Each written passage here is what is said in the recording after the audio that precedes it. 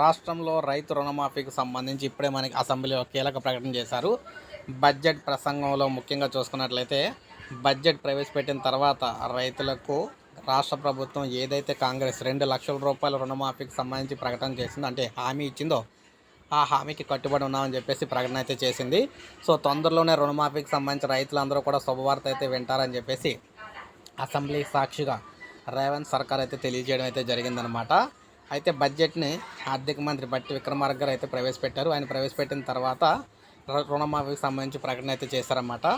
రైతులకు మేము ఇచ్చిన రుణమాఫీ హామీని తొందరలోనే నిలబెట్టుకోబోతున్నాం అని చెప్పేసి ఆయన అయితే తెలియజేశారు. సో ఈ నేపథ్యంలో రాష్ట్రంలో రైతాంగానికి రుణమాఫీకి సంబంధించి గత ప్రభుత్వంలా కాకుండా ఈ ప్రభుత్వం మాత్రం కట్టుబడి ఉందని, తొందరలోనే రుణమాఫీ తీపి కబురు అయితే చెప్పబోతున్నాం అని చెప్పేసి రేవంత్ సర్కార్ అయితే తెలియజేయడం అయితే జరిగింది.